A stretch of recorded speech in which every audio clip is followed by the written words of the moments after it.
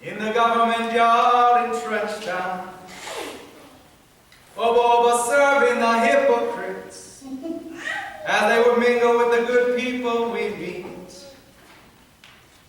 Good friends we've had, good friends we've lost along the way.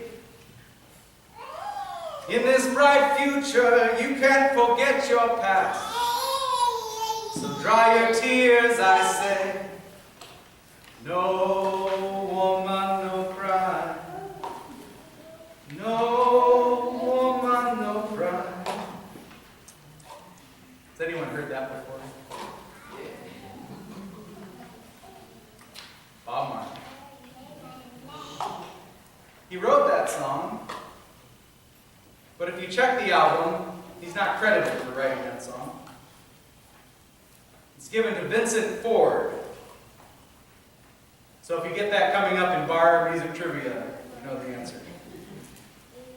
As a young man, Bob Marley found solace in a soup kitchen in Kingston, run by Vincent Ford.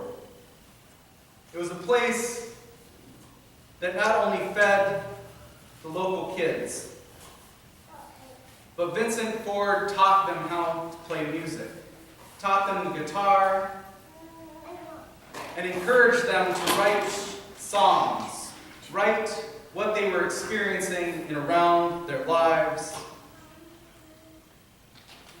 And it was after one such conversation that this song was born.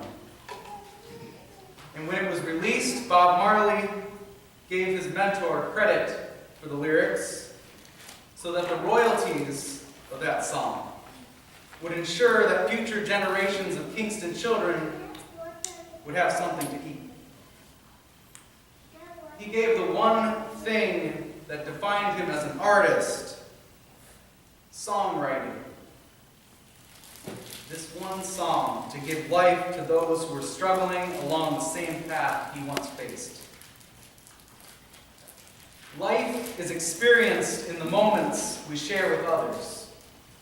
The memories, the laughter, the friendships, love, the tears.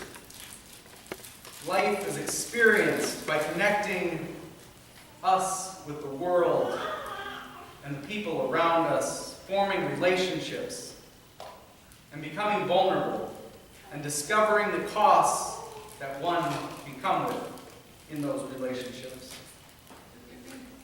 To embrace life to its utmost fullness can cost us our freedom to live on the sidelines of life, finding that God's kingdom is yearning for workers in the field to serve others. To trust another person costs us something of our independence and our right to question and accuse. How difficult is it to place our lives in the hands of others?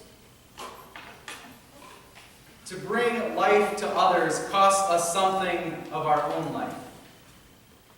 This struggle can be seen over and over again as we are challenged to see the abundance of God's kingdom for all rather than a select few, when we realize that the way we walk in this world affects the ways others survive in this world. And as we view this morning's story in the larger context of John's Gospel, we have reached a powerful moment.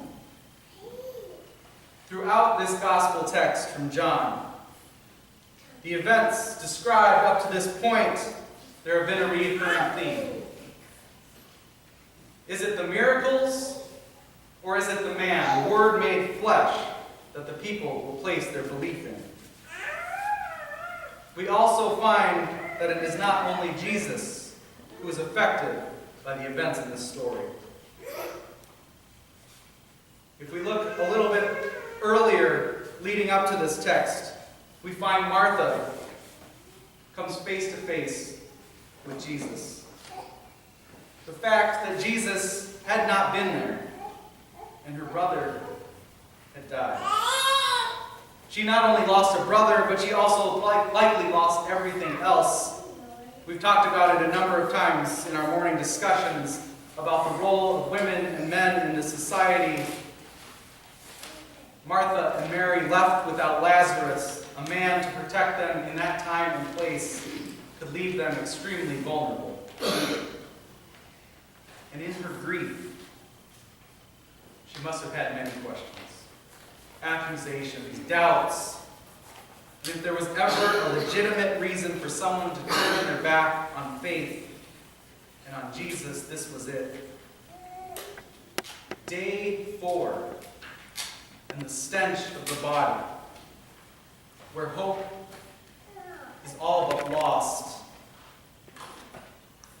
It is in these darkest of all moments where our faith dwells, trusting in the glowing embers that the light will somehow ignite.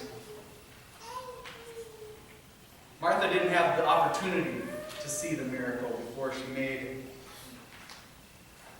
her statement of faith. Her brother died, and one person who could have stopped it arrived too late. Jesus asked her if she believes in him and the life he can bring.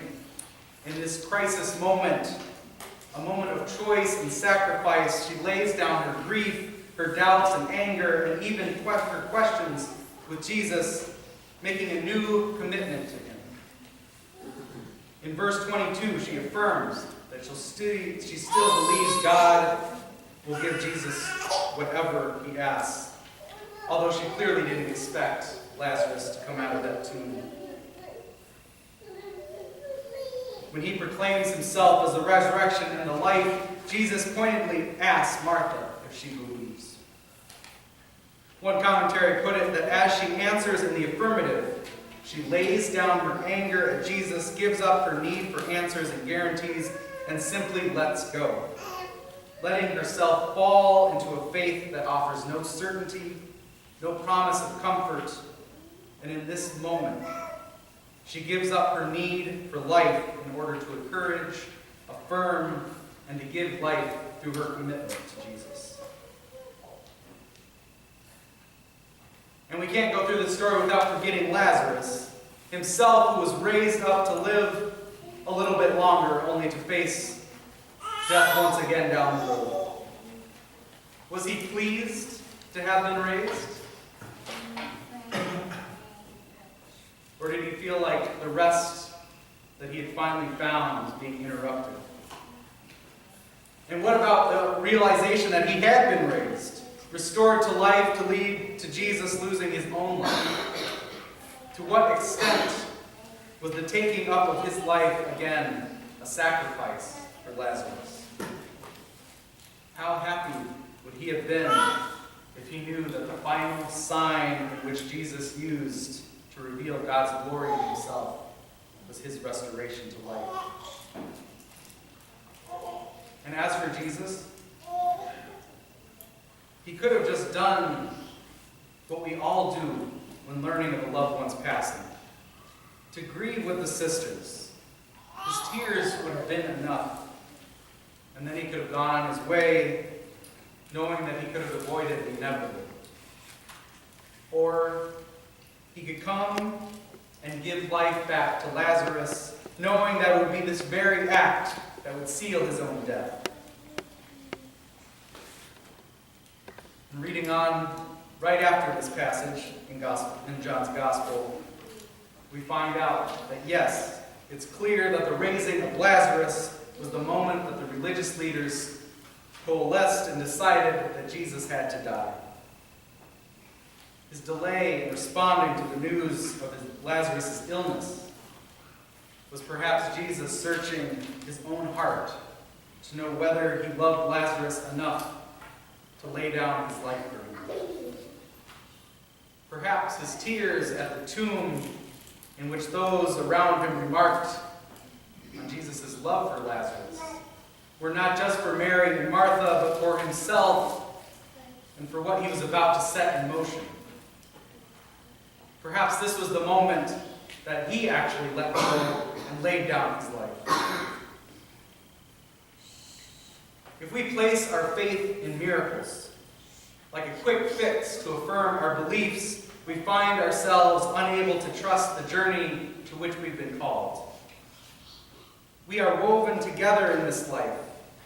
And when we begin to experience the strands that bind us together, it makes it difficult to avoid the costs that come with it. We begin to see the other as God's children. We invest in relationships in spite of the risk of hurt. We build memories with others that shape our way forward. And we celebrate with the saints who have gone on before us. The names that we hear this morning and those we hold in our hearts continue to shape who we are and how we relate to one another. They help us remember the past even as we step ahead. When our faith is placed in the Word made flesh, we have the opportunity to experience the fullness of life, to share in the sorrows and the joys, to give of ourselves to bring life to others, and to live in the hope of a bright future, trusting that the tears shed in this world will dry. Amen.